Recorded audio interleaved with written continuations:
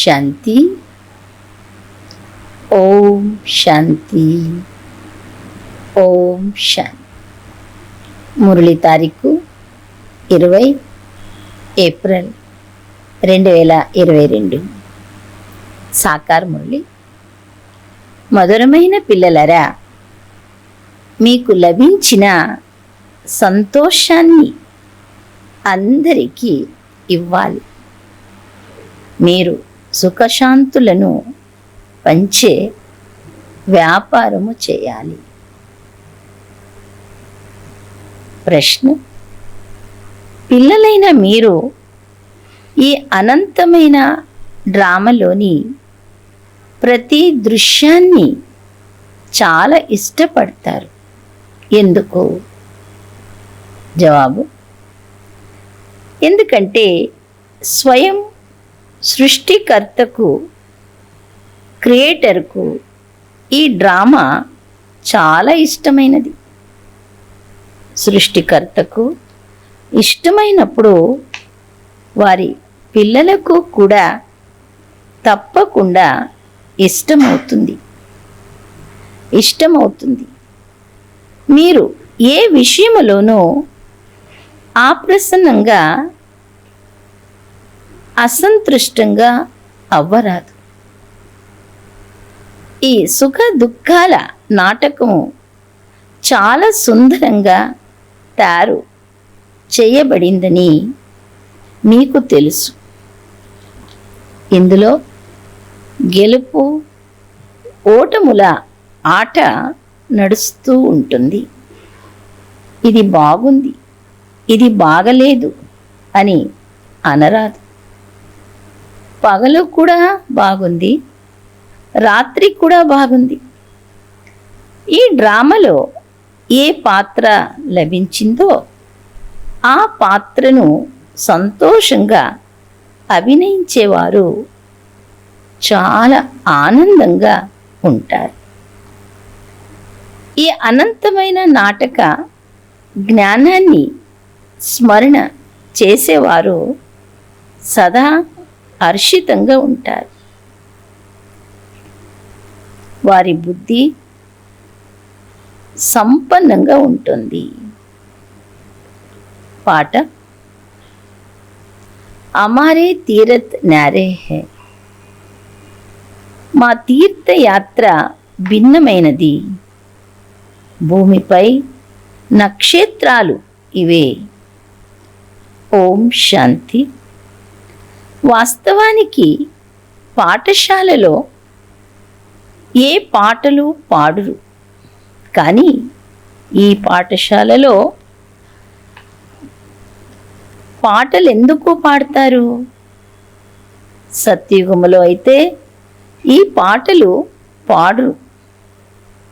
ఇప్పుడు మనం సంగమ యుగములో కూర్చొని ఉన్నాము కనుక పాటలు మరియు ఇతర పాటలు మొదలైనవి తీసుకుని వాటి అర్థాన్ని వివరిస్తారు. మనుషులకు వాటి యథార్థ అర్థము తెలియదు. ఇప్పుడు మనం ఇక్కడ లేము, అక్కడ లేము, మధ్యలో కూర్చొని ఉన్నాము కనుక వీటి ఆధారాన్ని తీసుకుంటున్నాము. పిల్లలకు భక్తి జ్ఞానాల రహస్యాలను అర్థము చేయించడము జరిగింది. ఈ సమయంలో మీరు భవిష్యత్తు కొరకు జ్ఞానము వింటున్నారు. భవిష్యత్తు కొరకు పురుషార్థము చేసి ఏదైనా ప్రాలబ్ధాన్ని తయారు చేసుకోవాలని భావించే మనుష్యులు ఎవ్వరూ లేరు. కానీ మీరు భవిష్య క్రొత్త ప్రపంచము కొరకు పురుషార్థము చేస్తూ ఉన్నారు. మనుష్యులు మరుసటి జన్మ కొరకు దాన పుణ్యాలు మొదలైనవి చేస్తారు. అది భక్తి, ఇది జ్ఞానము. జ్ఞానము, భక్తి మరియు వైరాగ్యమని కూడా అంటారు. సన్యాసులది హద్దులోని వైరాగ్యము, మీది అనంతమైన వైరాగ్యము. వారు ఇల్లు వాకిళ్ళుపై వైరాగ్యాన్ని కలిగిస్తారు, ప్రపంచంపై కలిగించరు. ఇది తమో ప్రధానమైన శిథిలమైన సృష్టి అని, ఇది వినాశనము అవ్వనున్నదని వారికి తెలియదు. ఎందుకంటే కల్పము ఆయువును చాలా విస్తారంగా చేసేసారు. ఈ విషయాలు చాలా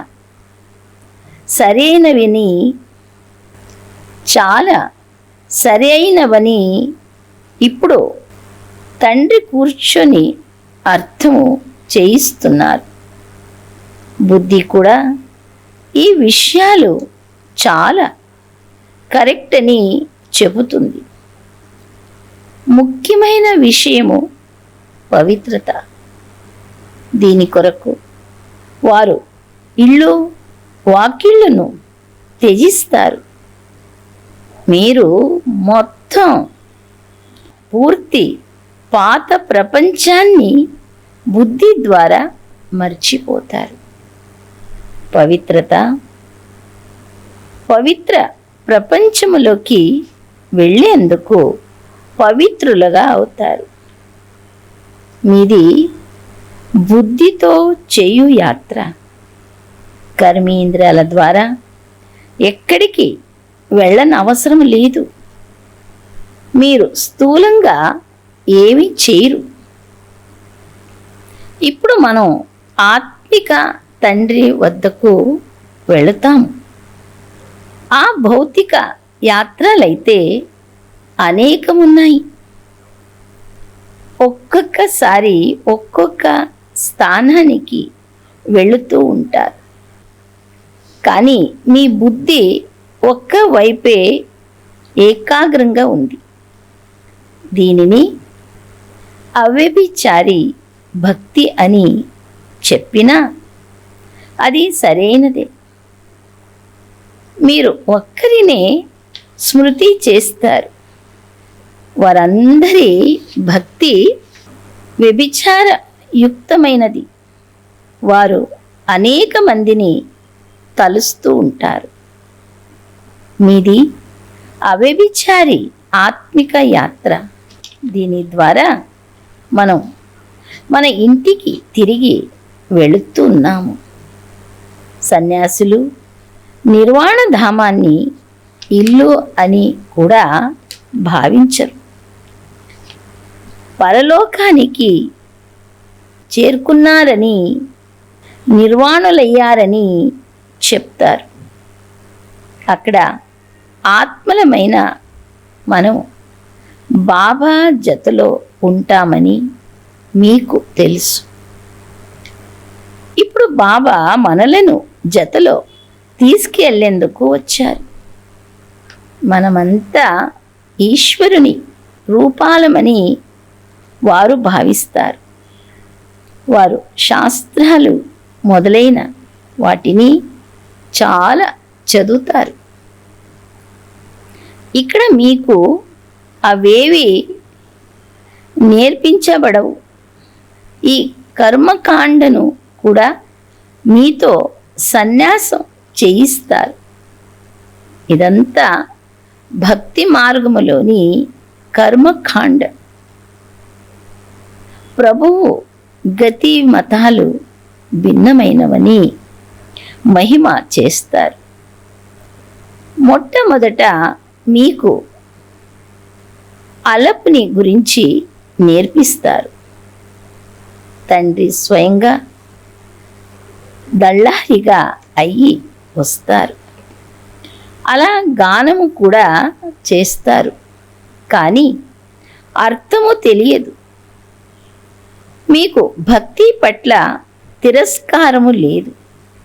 ఎవరి పట్ల తిరస్కార భావన రాదు. ఎందుకంటే ఇది తయారైన డ్రామా అని మీకు తెలుసు. అయితే ఈ పాత చీచి ప్రపంచాన్ని తిరిగి వెళ్ళాలని తప్పకుండా భావిస్తారు. భక్తి మార్గములో ఉన్నప్పుడు భక్తిపై ప్రేమ ఉండేది. పాటలు మొదలైనవి వినడం వలన సంతోషం కలిగేది. కానీ అవేవి ఉపయోగం లేవని ఇప్పుడు అర్థము చేసుకున్నారు. వినేందుకు ఏ అభ్యంతరము లేదు. కానీ ఇది కూడా భక్తి మార్గములో చేసే పని. ఇప్పుడు మన బుద్ధి యోగము దాని నుండి దూరమై జ్ఞానముతో జోడింపబడింది. జ్ఞానము, భక్తి రెండింటి గురించి మీరు తెలుసుకున్నారు. జ్ఞానము లభించనంత వరకు భక్తియే చాలా మంచిదని మనుష్యులు భావిస్తారు. అనేక జన్మలుగా భక్తి చేస్తూ వచ్చాము. భక్తి పట్ల స్నేహము చాలా పెరిగిపోయింది. ఇది సుఖ దుఃఖాల గెలుపు ఓటములతో తయారైన డ్రామా అని ఇప్పుడు మీ బుద్ధిలో ఉంది. వారికి కూడా రచయిత రచనల జ్ఞానము ఎందుకు లభించరాదు?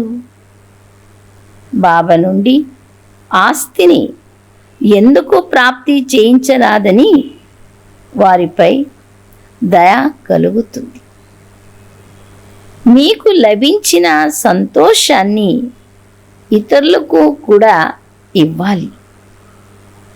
విదేశాలకు వెళ్ళి వర్తకము చేసే సింధీవారు ఫలానా స్థానములో వ్యాపారం బాగా నడుస్తుందని తెలుసుకున్నప్పుడు తమ బంధుమిత్రులకు కూడా ఫలానా స్థానానికి రండి, అక్కడ చాలా మంచి సంపాదన చేసుకోవచ్చని సలహా ఇస్తారు కదా.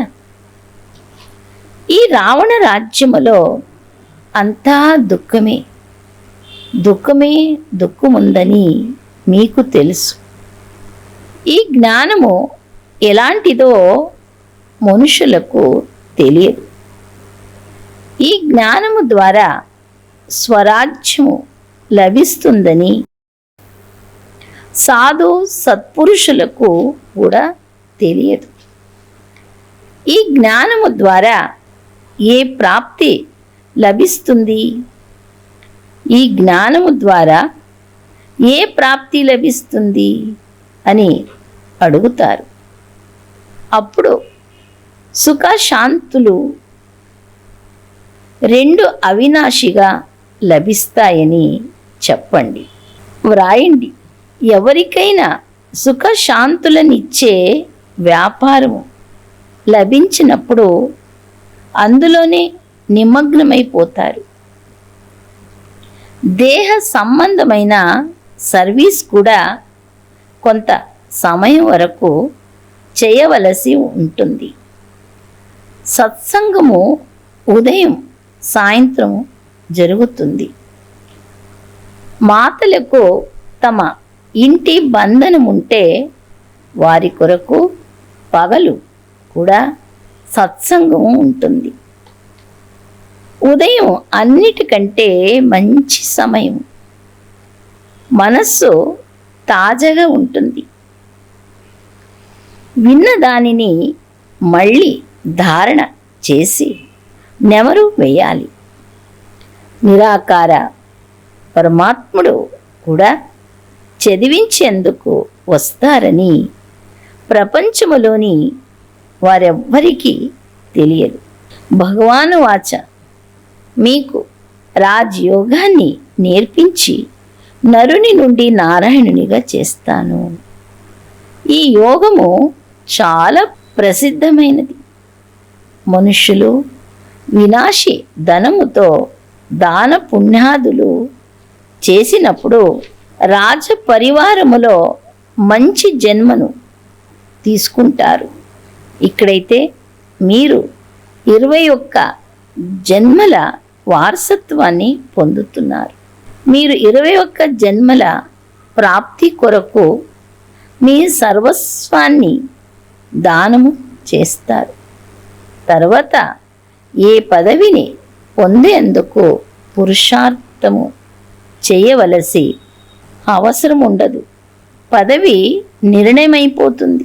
ఇప్పుడు మీరు బాబా నుండి మీ వారసత్వాన్ని తీసుకుంటున్నారు కనుక బాబా చెప్తారు, బాగా చదువుకుంటే అనేక జన్మలకు రాజులుగా అవుతారు.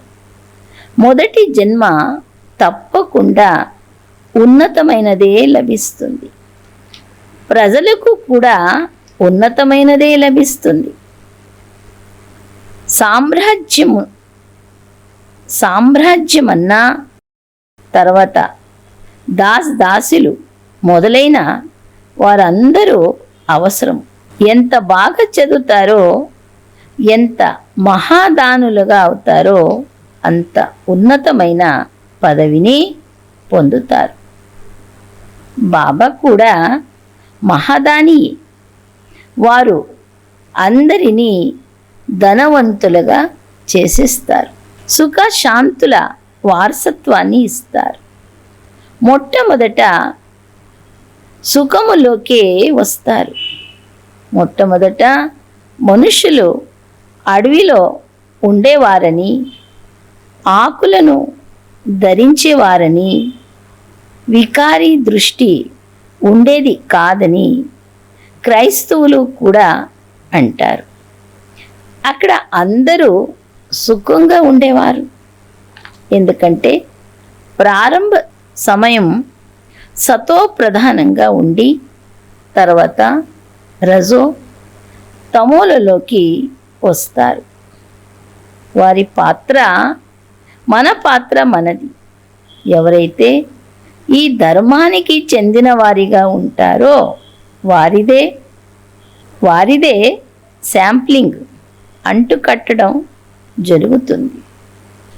మీరు సంపూర్ణమైనప్పుడు వీరు మన ధర్మము వారా కాదా అని వెంటనే తెలుసుకోగలరు.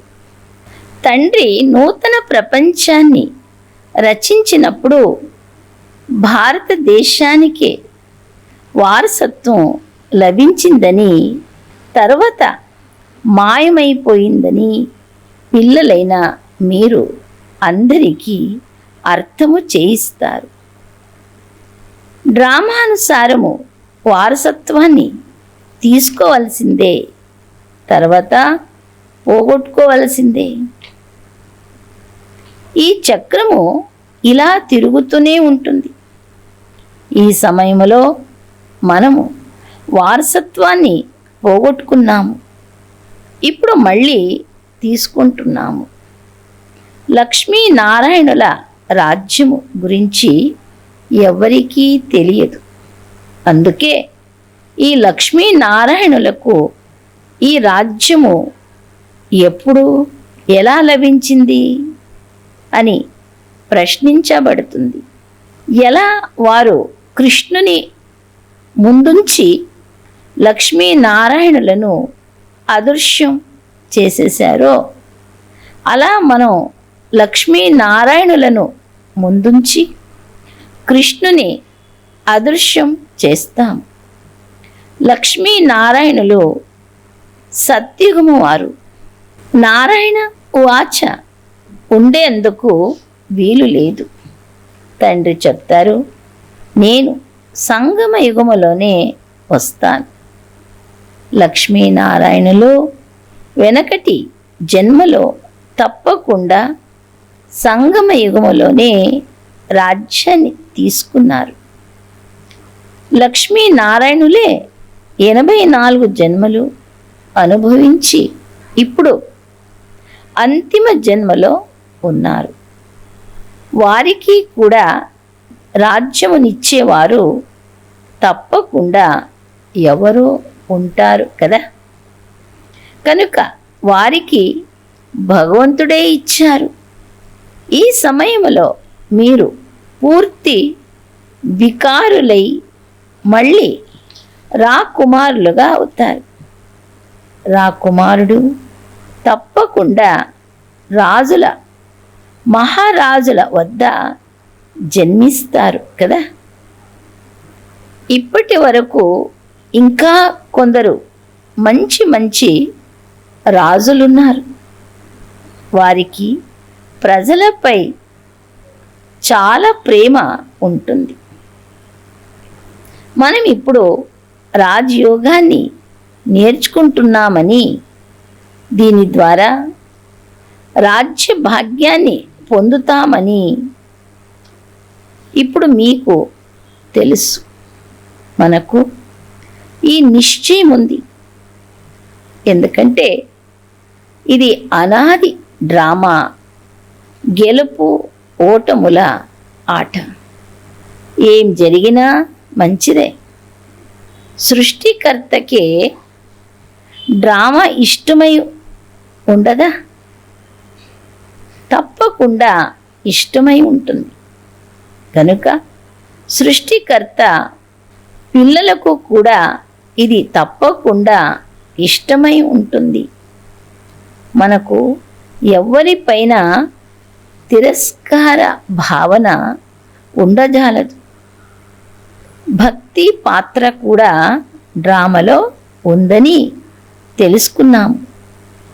డ్రామా అంతా మంచిదే. చెడు డ్రామా అని ఎందుకంటారు?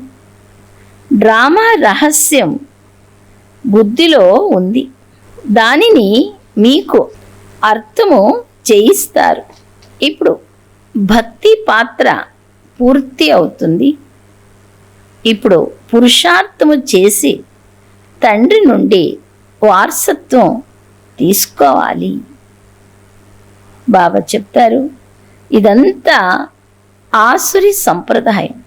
దీనిని అసహించుకునే మాటే లేదు. ఇది ఈశ్వరీయ సంప్రదాయం మరియు రాక్షస సంప్రదాయం ఆట. వారు స్వయాన్ని దుఃఖితులుగా భావించరు. భక్తి చేస్తూ ఉంటారు. ఏదో ఒక రోజు భగవంతుడు వచ్చి భక్తికి ఫలాన్ని ఇస్తారని భావిస్తారు. ఇంటిలో కూర్చొని ఉండగానే ఏదో ఒక రూపంలో భగవంతుడు వచ్చి కలుస్తారని భావిస్తారు. సన్యాసులు మాకు ప్రేమగా నిర్వాణ ధామంలోకి వెళతామని భావిస్తారు. సన్యాసులు మాకు మేముగా నిర్వాణ ధామంలోకి వెళతామని భావిస్తారు. తమ పురుషార్థము ద్వారా తత్వముతో యోగాన్ని జోడిస్తారు. అందులో లీనమైపోతామని భావిస్తారు. ప్రపంచములో అనేక మతాలున్నాయి. బాబా వచ్చి ఒకే మతాన్ని తయారు చేస్తారు. ఇది అనాదిగా తయారైన డ్రామా అని, చాలా సుందరమైన నాటకమని బాబా అర్థం చేయిస్తారు. డ్రామాలో సుఖ దుఃఖాల పాత్ర నిర్ణయించబడింది. దీనిని చూస్తూ ఉంటే చాలా సంతోషము కలుగుతుంది. ఇది చాలా బాగా తయారైన అనంతమైన నాటకం కనుక అందరికీ ఇష్టము అవ్వనే అవ్వాలి. పగలు మంచిదే, రాత్రి కూడా మంచిదే. ఇది ఆట కదా. ఇప్పుడు రాత్రి పూర్తి కానున్నదని మనం పగులలోకి వెళ్ళి ఉన్నత పదవి పొందాలని మీకు తెలుసు. కోపమెందుకు చేసుకుంటారు? డ్రామాలో ఏ పాత్ర లభించిందో దానిని తప్పకుండా అభినయించే తీరాలి. ఇది చాలా మంచి డ్రామా. దీనిని బాగలేదని చెప్పేందుకు వీలు లేదు. ఈ డ్రామా ఎప్పుడూ ఆగిపోదు. ఇది చాలా ఫస్ట్ క్లాస్ అయిన ఆట. దీనిని అర్థము చేసుకోవడం వలన బుద్ధి సంపన్నమైపోయింది. ఎలా తండ్రి జ్ఞానసాగరులో అలా పిల్లలు కూడా జ్ఞాన స్వరూపులు. ఎంత సమయం సుఖము, ఎంత సమయం దుఃఖము పొందాలో ఇది కూడా మీరు పూర్తిగా తెలుసుకున్నారు. కనుకనే ఓహో ప్రభు, మీ లీల అపరం అపారం అని అంటారు. ప్రభు రచన తప్పకుండా బాగానే ఉంటుంది. అది బాగలేదని ఎవరంటారు? డ్రామాలో ఏ పాత్ర లభించిందో దానిని తప్పకుండా అభినయించాల్సిందే. ఈ ఆట ఎప్పుడు ఆగిపోదు. దీనిని అర్థము చేసుకోవడం ద్వారా మజానే మజా కలుగుతుంది. భక్తిలో సత్యుగ రాజ్యము గురించి ఏమీ తెలియదు. సత్యుగ రాజ్యములో భక్తి గురించి కూడా ఏమీ తెలియదు. భక్తిలో కూడా ఓ ప్రభు, మీ లీల విచిత్రమైనదని అంటారు. ఎంతో సుందరమైన పాటలు పాడతారు. దీనిని పిల్లలైనా మీరే అర్థము చేసుకోగలరు. వేరెవ్వరికీ ఈ లీల గురించి తెలియదు. బాబా నుండి మనకు ఎంత ఆస్తి లభిస్తుందని రోజంతా బుద్ధిలో ఆలోచన నడుస్తూ ఉండాలి. ఇది ఎంత అద్భుతమైన ఆట! జ్ఞానము అద్భుతమైనది. తండ్రి లీల ఎంత బాగుంది! మీరు ఈ అనంతమైన నాటకాన్ని అర్థము చేసుకున్నారు. తర్వాత ఏ పదవి లభిస్తుందో దానిని కూడా చూసి హర్షిస్తారు. మనుషులు నాటకాన్ని చూసి సంతోషిస్తారు కదా. అక్కడ విభిన్నమైన నాటకాలుంటాయి, కానీ ఇది ఒకే నాటకం. ఈ నాటకాన్ని తెలుసుకోవడము ద్వారా మనం విశ్వాధికారులుగా అవుతాం. ఇది ఎంత అద్భుతమైన విషయం! తండ్రి ద్వారా మీరు మాత్రమే తెలుసుకున్నారు. ఈ విషయాలను స్మరిస్తూ ఆనందాన్ని పొందాలి. గృహస్థ వ్యవహారములో ఉంటూ 2-3 గంటలు సమయాన్ని తీసి ఆ నాటకాన్ని చూసి వస్తారు. దానిని గురించి ఎవరినైనా అడుగుతారా? అది బుద్ధిలో కూర్చోండిపోతుంది. అలాగే ఇది కూడా అనంతమైన నాటకం. దీనిని ఎందుకు మర్చిపోవాలి? ఈ చక్రము స్మృతి చాలా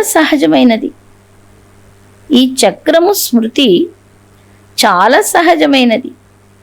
దీనిని గురించి ఎవ్వరికీ తెలియదు. మీరు బుద్ధి ద్వారా అర్థము చేసుకుంటారు. అంతేకాక దివ్య దృష్టి ద్వారా చూస్తారు కూడా. పోను పోను ఇంకా చాలా దృశ్యాలు చూస్తారు. అచ్చా, मीठे मीठे से खिलते बच्चों प्रति माता पिता बाप दादा का याद प्यार और गुड मॉर्निंग. रूहानी बाप की रूहानी बच्चों को नमस्ते. हम रूहानी बच्चों की रूहानी बाप दादा को याद प्यार और गुड मॉर्निंग नमस्ते नमस्ते. धारण కొరకు ముఖ్య సారం. మొదటి పాయింట్, తండ్రి సమానం మహాదానులుగా అవ్వాలి. అందరికీ సుఖశాంతుల వారసత్వమునివ్వాలి. జ్ఞానాన్ని ధారణ చేసిన తర్వాత నెమరు వేయాలి. నెక్స్ట్ పాయింట్, అనంతమైన నాటకాన్ని చూస్తూ సదా హర్షితంగా ఉండాలి. ప్రభులీల మరియు ఈ డ్రామా ఎంత విచిత్రమైనవి అని స్మరణ చేస్తూ చాలా ఆనందంగా ఉండాలి. వరదానము, పురుషార్థముతో పాటు యోగ ప్రయోగ విధి ద్వారా వృత్తులను పరివర్తన చేసే సదా విజయీ భవ. వివరణ, పురుషార్థము భూమిని తయారు చేస్తుంది, అది కూడా అవసరమే. కానీ పురుషార్థముతో పాటు యోగ ప్రయోగము ద్వారా అందరి వృత్తులను పరివర్తన చేస్తే సఫలత సమీపంగా కనిపిస్తుంది. దృఢ నిశ్చయము మరియు యోగ ప్రయోగము ద్వారా ఎవరి బుద్ధినైనా పరివర్తన చేయవచ్చు. సేవలో ఎప్పుడైనా అలజడి జరిగితే యోగ ప్రయోగము ద్వారానే లభించింది. అందువలన పురుషార్థము ద్వారా భూమిని తయారు చేయండి, కానీ బీజాన్ని ప్రత్యక్షము చేసేందుకు యోగ ప్రయోగము చేయండి. అప్పుడు విజయీభవ అను వరదానము ప్రాప్తిస్తుంది. స్లోగన్, సేవ ద్వారా పుణ్య రాశిని లేక పూంజిని జమ చేసుకుని వారే పుణ్యాత్మలు. ఓం శాంతి.